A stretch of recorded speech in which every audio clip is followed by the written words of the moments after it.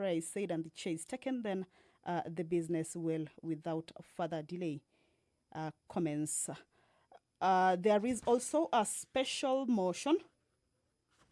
This motion is with regards to consideration of a nominee for appointment as the Director General of the Competition Authority. This is a motion that is moved by the Chairperson, Joint Parliamentary Committee on Vetting of a nominee for appointment as the Director General of the Competition Authority. And with this regards, the committee approved the appointment of Mr. David Kibet Kemei as the Director General of the Competition Authority. And the committee will be seeking to have the House also approve this same. If you're just joining us, is that the House is about to commence its business for this afternoon sitting. And members are making their way into the chambers. Once the House commences, then we will be able to follow up on the businesses that are to be transacted this afternoon.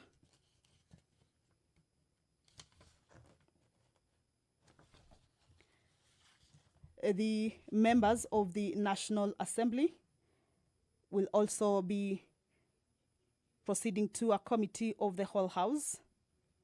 There are two bills that were forwarded to the Senate, and there are amendments that the Senate made to these bills. That is the Food and Feed Safety Control Coordination Bill. It's a bill that is originating from the National Assembly, Bill number 21 of 2023.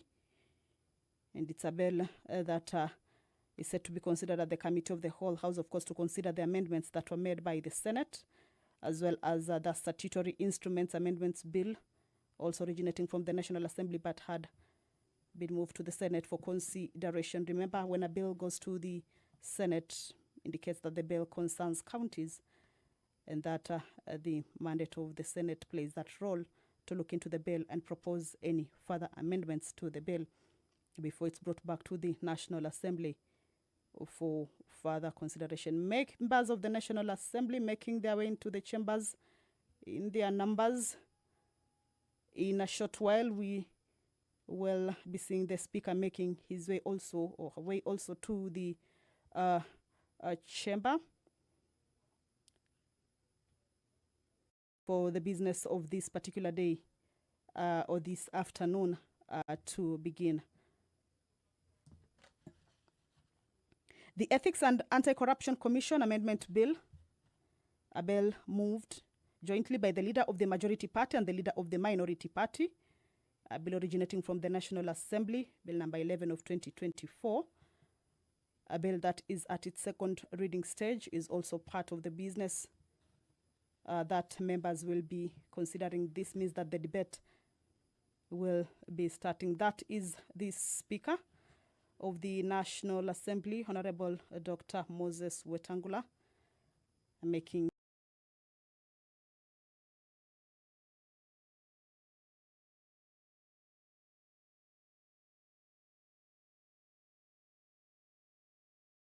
his way into the chambers. That is the mess that is right ahead of him. He will be presiding over this afternoon sitting. Allow me to hand you over to this live broadcast that is brought to you by the Parliamentary Broadcasting Unit in partnership with Kenya Broadcasting Corporation. My name is Kamche Menza. Good afternoon. Waheshimiwa, tuombe. Ewe Mwenyezi Mungu, ambaye kwa hekima na wema wako umetoa nyadhifa za viongozi na mabunge kwa ustawi wa jamii na utawala wa haki wa wanadamu. Tukusihi utazame kwa neema nyingi sisi watumishi wako ambao wameridhika kutuita ili tutekeleze shughuli muhimu za jamhuri yetu. Tukuomba uteremshie baraka zako sisi tuliokutanika hapa, na utujalie tuyatende na kufikiria mambo yote yatakayofikishwa mbele yetu kwa njia ya haki na uaminifu, ili utukufu na sifa zako ziendelezwe, na ili kustawisha amani, ufanisi na heri ya nchi yetu na wale ambao haja zao umezikabidhi mikononi mwetu. Amen.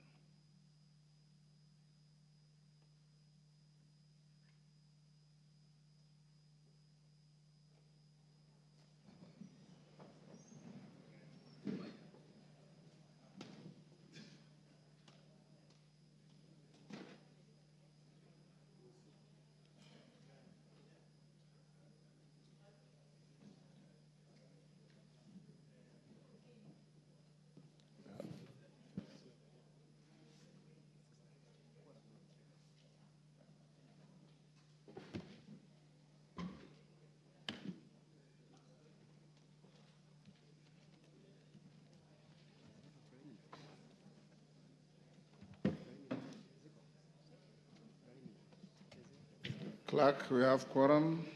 We'll call out.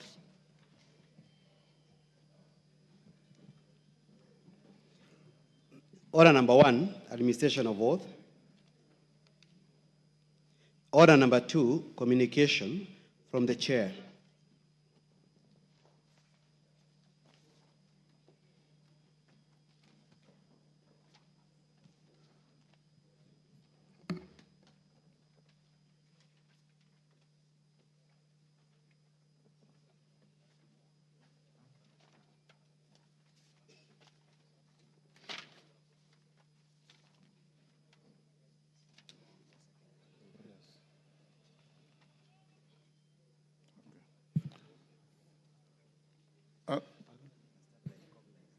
Honorable members, those on their feet, take your seats.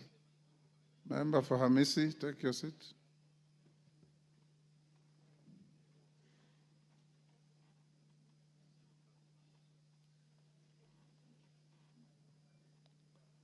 Take the nearest seats, honorable members.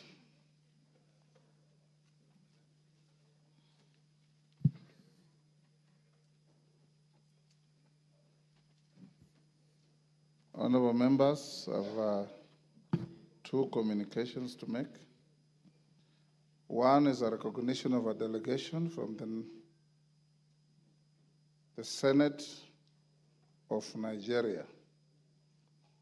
Honorable members, I wish to introduce to you a delegation from the Senate of Nigeria who are seated in the Speaker's row.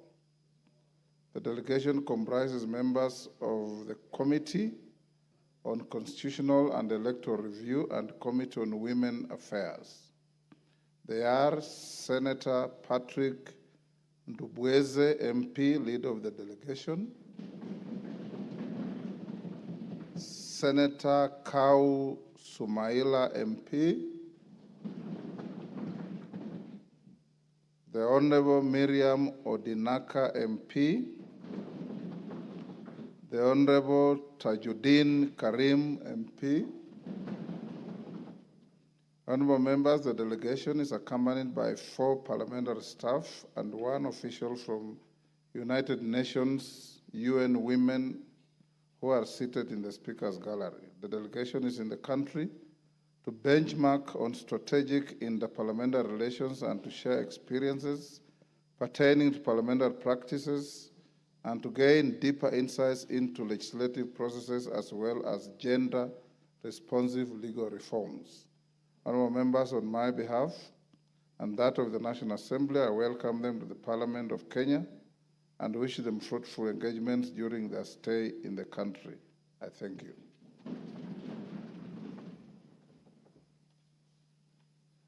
Members at the bar, take the nearest seats.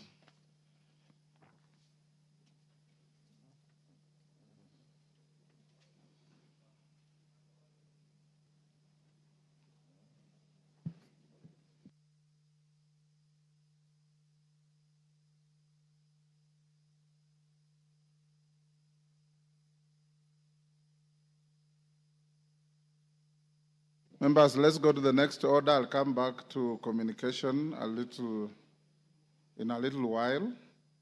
Call out the next order. Order number 3, messages. Order number 4, petitions. Order number 5, papers. Majority Leader.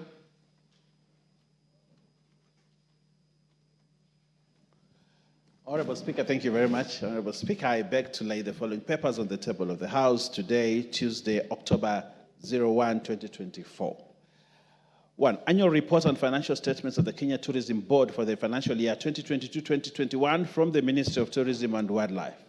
2. Audit of the financial statements for the Office of the Auditor General and Staff Car Loan and Mortgage Schemes for the financial years ended 30th June 2018, 30th June 2019, 30th June 2022, 30th June 2021, and 30th June 2022. 3. Performance audit report on management of cash and domestic debt by the National Treasury for September 2024 from the Office of the Auditor General. 4. Performance Information System Audit Report on the Pensions Department Management Information System for September 2024 from the Office of the Auditor General. 5, reports of the Auditor General and financial statements for the year ended 30th June 2024 and the certificates therein respect of the following institutions: Central Bank of Kenya, Public Sector Accounting Standards Board, and Capital Markets Authority. 6, reports of the Auditor General and financial statements of the National Government Fund, NGCDF, for Subukia constituency for the year ended 30th June 2023 and certificates therein.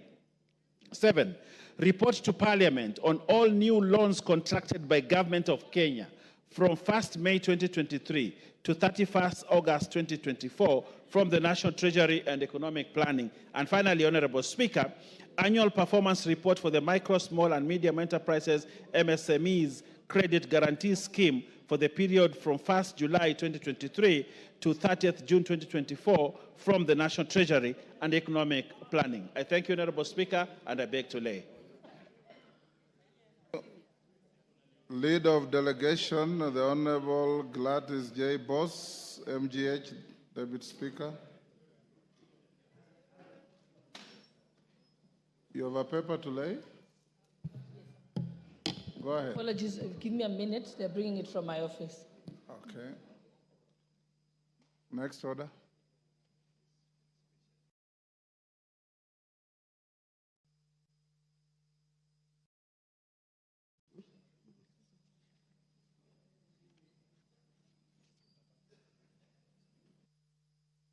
Six. Oh, okay. Yes. Okay.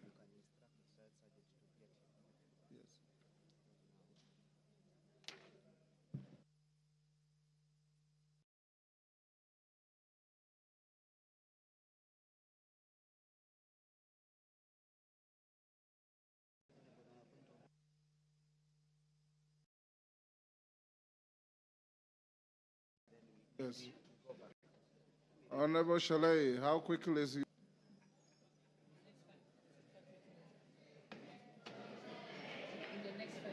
Okay. Okay, go back to members on their feet. Take your seats.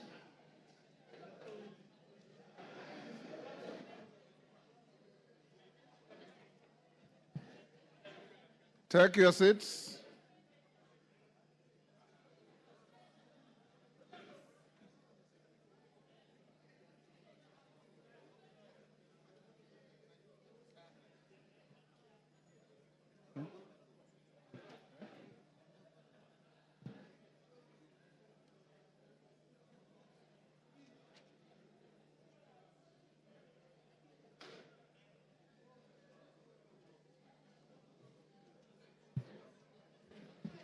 Order, honorable members. Done. Honorable members, I have a second communication to make. Honorable members have a communication on a notice of motion for proposed removal from office by impeachment of His Excellency Gachagua, EGH, as the Deputy President of the Republic of Kenya. Honorable members, pursuant to Article 151B of the Constitution and Standing Orders 64 and 65, I wish to notify the House that I'm in receipt of a notice of a special motion dated Thursday, 26 September 2024, and received on Friday, 27 September 2024, from the member for Kibwezi West, the Honorable Ekomas Mwengi Mutuse MP. The Honorable member seeks a resolution of the House for the removal from office by impeachment of His Excellency Rigathi Gachagua, EGH, as the Deputy President of the Republic of Kenya. Honorable members, at the bar, take the nearest seats. The nearest, Clive.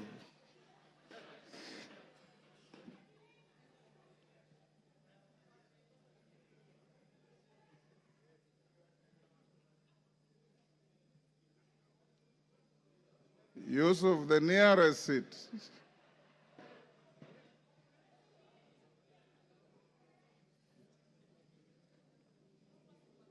Okay.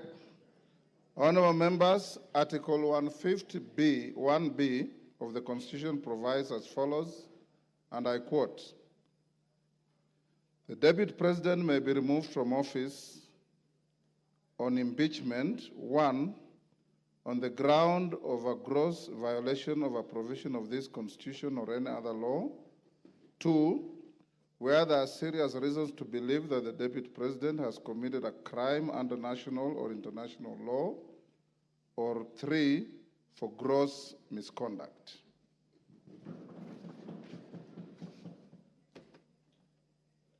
Honorable members, the notice of the special motion by the member for Kibwezi West seeks a resolution of the House for the removal from office by impeachment of our Deputy President on the grounds specified under Article 151B of the Constitution and sets out the particulars in respect of each ground.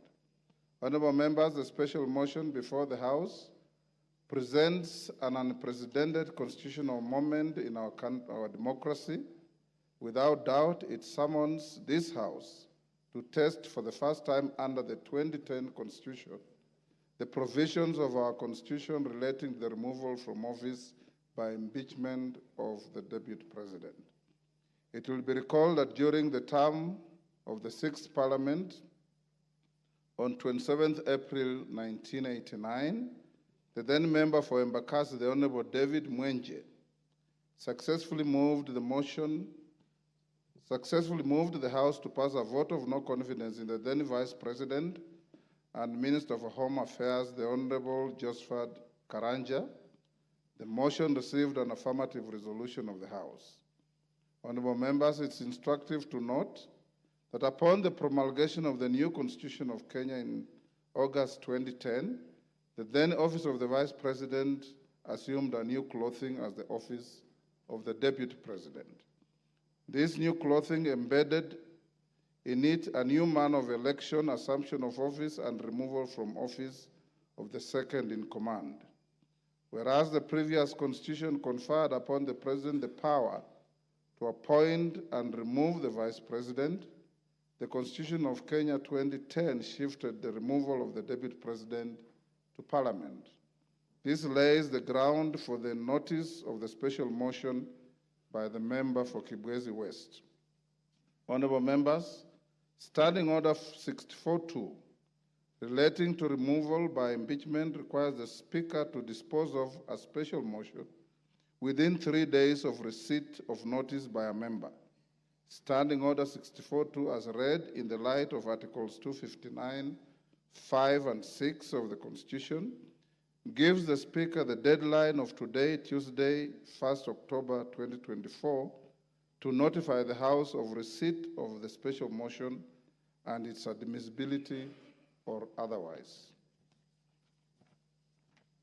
Honorable members, having notified the House of the special motion, I'll now highlight the preliminary procedural and legal requirements relating to the processing a special motion for removal from office by impeachment of the Deputy President. Members at the bar, take the nearest seats.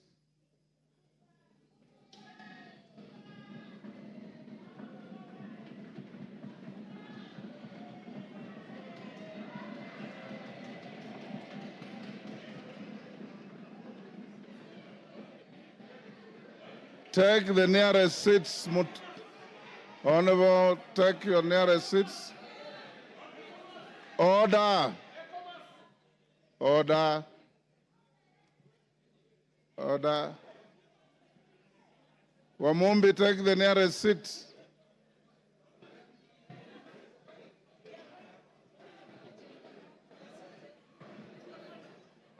Order, honorable members. Order. Order. Honorable members, Article 152 of the Constitution, order.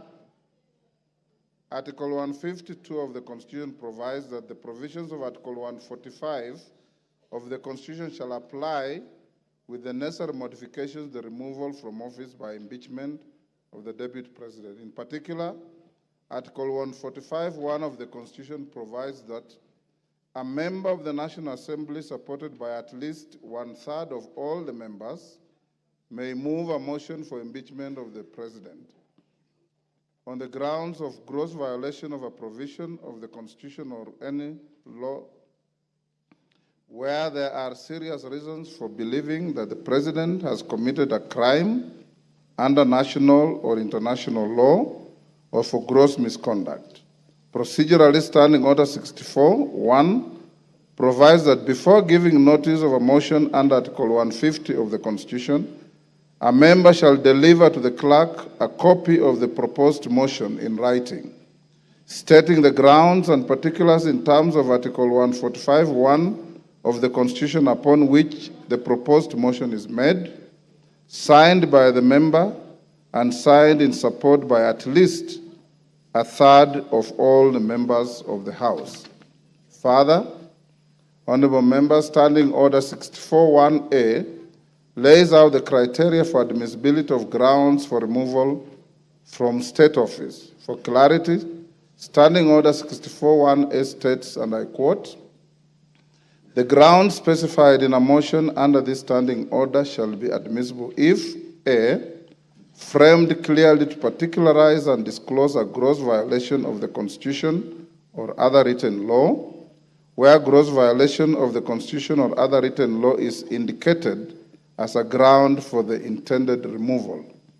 B, stating with precision the provisions of the Constitution or other written law that are alleged to have been grossly violated, where gross violation of the Constitution or other written law is indicated as a ground for the intended removal.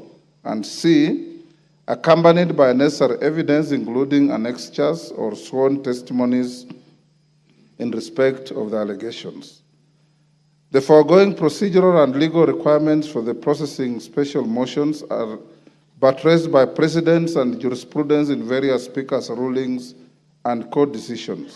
Honorable members, today I refrain from restating the jurisprudence and focus on determining the admissibility of the notice of the proposed special motion filed by the member for Kibwezi West. In determining the admissibility of the special motion, I am required to examine its form, threshold, framing of the grounds, and attachment of the necessary evidence. Standing Order 64(1) provides for the criteria for determining whether the proposed motion meets the requirements of the Constitution and the standing orders as to form and the threshold. On form, it should A, be in writing, B, state the grounds and particulars in terms of Articles 151B of the Constitution upon which the proposed motion is made, and C, be signed by the member, and D, be signed in support by at least 1/3 of all the members of the Assembly. Having examined the notice of the special motion by the member for Kibwezi West, I find that the special motion meets the requirements relating to form and threshold set out in the Articles 145(1) and 151B of the Constitution and Standing Order 64(1). I have also satisfied myself that the number of members who have appended their signatures in support of the special motion exceed the minimum threshold of 117 members in this House. Honorable members, with regard to admissibility of the grounds set out in the special motion, I am guided by Standing Order 64(1)A, which provides that the grounds specified in a special motion shall be admissible if A, framed clearly to particularize and disclose a gross violation of the Constitution or other written law, where gross violation of the Constitution or other written law is indicated as a ground for the intended removal. B, stating with precision the provisions of the Constitution or other written law that are alleged to have been grossly violated, where gross violation of the Constitution or other written law is indicated removal. And C, accompanied by necessary evidence, including in respect of the allegations. Honorable members, having examined the proposed special motion, I note that in keeping with the requirements of Article 151B of the Constitution and Standing Order 64(1)A, The member has stated 11 grounds for removal from office by impeachment of His Excellency Deputy President. In addition, I do note that in which the member seeks to remove the grounds stated in the special motion. Consequently, honorable members, I find that the proposed special motion by the Honorable Ekomas Mwengi Mutuse MP meets the requirements of Articles 145(1) and 151(b) of the Constitution and Standing Order 64 and 65 with regard to form, threshold, and grounds necessary for a member to move a special motion for the proposed removal from office by impeachment of the Deputy President. Honorable members, having determined that let me now focus on the next steps of giving notice of the special motion to the House. Standing Order 47(4)(a) provides that with respect to a motion for removal of a person from office, a member shall give notice of motion in the House within 3 sitting days following approval by the Speaker. In the circumstances, therefore, the member for Kibwezi West ought to give notice of his special motion either today or tomorrow. Given the nature of the timelines applicable to this special motion, I will, at order number 6, that is notices of motion, accord an opportunity to the member for Kibwezi West to give the notice of the special motion. Thereafter, I'll give further guidance to the House on the next steps to take. The House is accordingly guided. I thank you.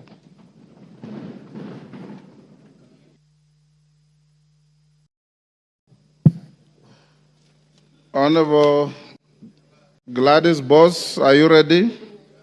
We'll go back to order number 5 for the Deputy Speaker. Honorable Speaker, I beg to lay the following paper on the table of the House today, Thursday, 26 September 2024. Report of the Kenyan delegation to the 64th session of the... Honorable Speaker, I beg to give notice of the following motion, that this House notes the report of the Kenyan delegation to the 64th session of the OA-CPS Parliamentary Assembly and the first session of the OA-CPS EU Joint Parliamentary Assembly held in Luanda, Angola from the 17th to the 21st of February 2024, laid on the table of this House on Thursday, 26 September 2024. Thank you, Honorable Speaker. The Honorable Mutuse.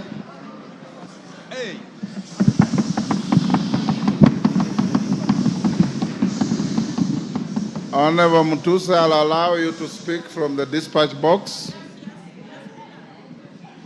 and he will be heard in silence.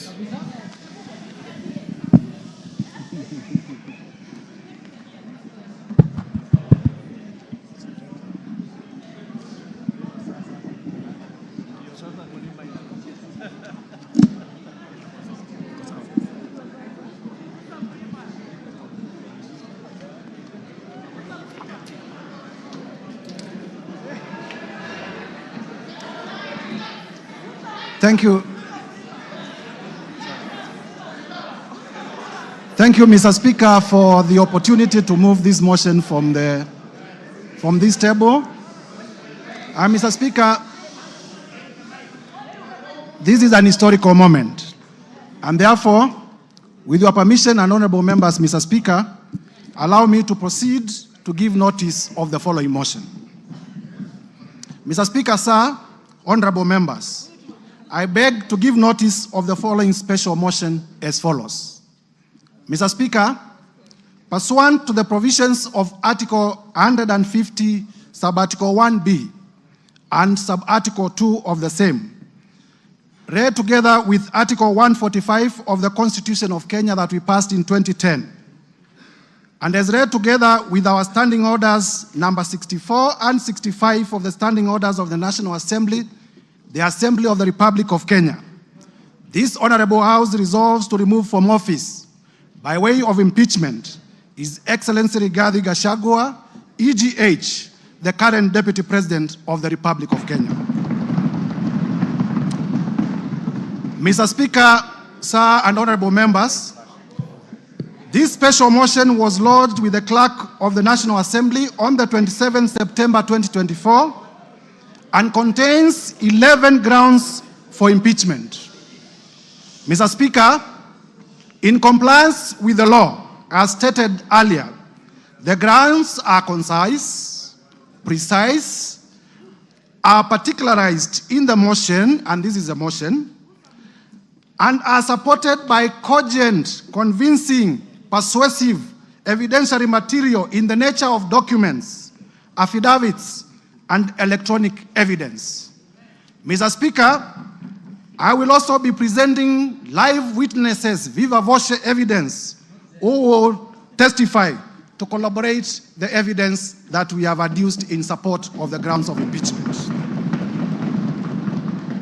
Honorable members, in the interest of the time allocated, I am not able to go clause by clause, sentence by sentence, paragraph by paragraph, because as you notice, the grounds themselves constitute about 42 pages, and with the rest of the material, we have about nearly 100 pages. And therefore, Mr. Speaker, with your guidance, allow me to summarize the 11 grounds as follows. Generally, Mr. Speaker, as members will realize, the particulars of these grounds are that His Excellency Rigathi Gachagua has engaged himself in acts of omission and commission that constitute offenses under our Constitution, offenses under international law, and offenses under our own statutes. On ground one, Mr. Speaker, we will be demonstrating before this House that His Excellency Rigathi Gachagua has grossly violated Articles 10(2)(1)(a), 10(2)(b) and C, Articles 27(4), Article 73(1)(a) and 2(b), Article 75(1)(c), and Article 129, Subarticle 2 of the Constitution of Kenya, as well as Articles 147(1), as read with Article 131(2)(c) and D of the Constitution of Kenya. And when the time comes, Mr. Speaker, I will be laying detail, article by article, to show the violations. On ground number two, Mr. Speaker, members, at the opportune time, I will demonstrate to Kenyans that His Excellency Rigathi Gachagua has violated Article 147(1) of the Constitution and Article 152(1) of the Constitution of Kenya, the most progressive constitution in Africa. Mr. Speaker, on ground three, I will be demonstrating before this House to Kenyans and to the international